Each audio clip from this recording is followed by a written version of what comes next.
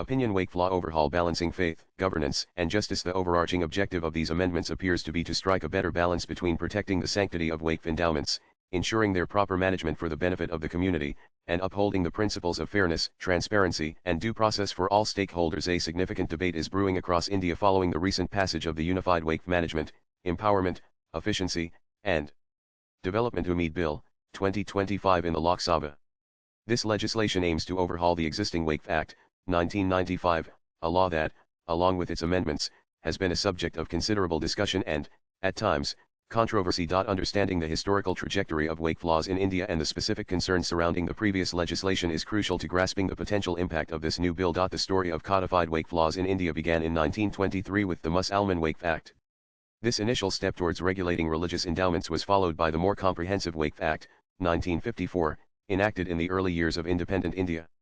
However, it was the subsequent amendments, particularly in 1995 and 2013, that significantly shaped the current landscape and fueled the demand for the reforms proposed in the 2025 bill. The Waqf Act, 1995, enacted by then Prime Minister P.V. Narasimha-railed Congress government, marked a turning point by granting quasi-judicial powers to the state Waqf boards. This empowerment aimed to streamline the process of identifying and managing Waqf properties, reducing the need for protracted civil court battles. Apparently, it seemed like an act of balancing the damage done to the Congress party's vote bank by the demolition of the Babri Masjid, built over the Ram Janmabhoomi Andolan led by the BJP. However, this very provision became a lightning rod for criticism. Concerns arose that the broad powers vested in the Waqf boards, in determining whether a property constituted a Waqf, lacked sufficient checks and balances and could be prone to misuse. These concerns were further amplified by the Waqf Amendment Act, 2013, brought in by Sonia Gandhi through the PM Manmohan Singh-led Congress government. This amendment was perceived by many as granting draconian powers to the Waqf boards. Critics argued that the amended act broadened the definition of Waqf to such an extent that it allowed for claims on properties with even a historical association with Muslims, regardless of formal Waqf dedication. This raised the specter of retrospective claims and created significant uncertainty regarding property ownership across the country. In Surat, Gujarat, the implications of these powers became starkly evident. The claim by the Waqf Board on the 500-year-old administrative building of the Surat Municipal Corporation under the provisions of the 2013 amendment served as a potent illustration of the perceived overreach. This incident ignited widespread debate and highlighted the potential for such claims to impact not only private individuals, but also public institutions and historically significant structures. Adding to the discourse, the Satcher Committee Report 2006, while focused on the broader socio-economic status of Muslims in India, also touched upon the management of Waqf properties. The committee recommended measures such as the inclusion of non-Muslim experts in Waqf boards, periodic audits of Waqf finances, and the digitization of Waqf records to enhance transparency and efficiency. These recommendations underscored the need for improved governance within Waqf institutions. A central criticism of the Waqf Act, 1995, as amended in 2013, revolved around the limited scope for judicial review of Waqf board decisions. The quasi-judicial nature of these decisions, coupled with restrictions on challenging them in civil courts, was seen as undermining the principles of natural justice and accountability. Furthermore, the absence of a strict statute of limitations for claiming Waqf property created an environment where claims could be made on properties after decades, leading to insecurity for current owners and hindering development. The pity is that the attachment of any property to Waqf can only be challenged in a Waqf tribunal, and that consists of Muslim members only. According to reports, 3.9 million acres of land have been claimed by the Waqf Board after the 2013 amendment.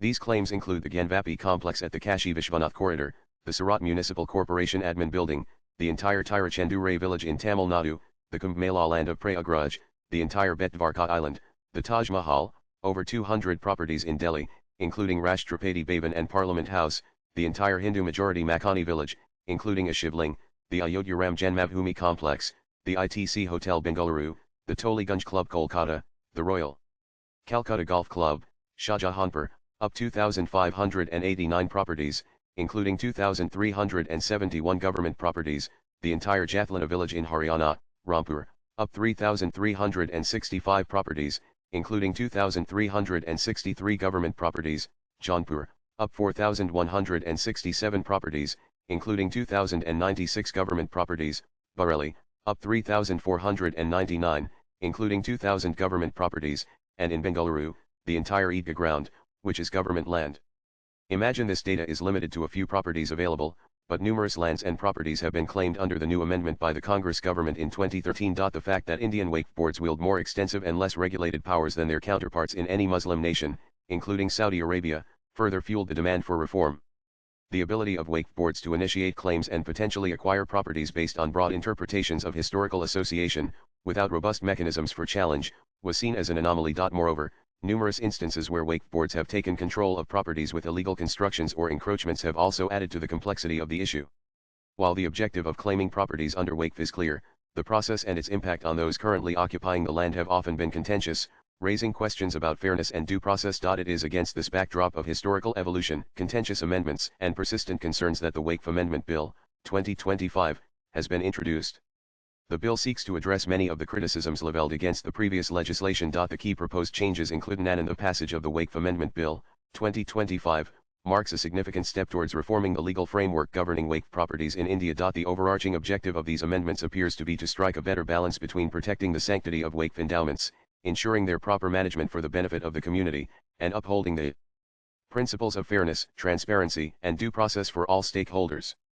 Whether the new legislation will successfully address the long-standing concerns and create a more equitable and just system for the governance of Waqf properties remains to be seen. The question here remains unanswered. After all, the Waqf board is a public trust, so should it be treated as other trusts? Why, in a democratic, secular nation, does a religious body require governing public properties based on personal laws while religious places like Hindu mandirs are governed by state governments?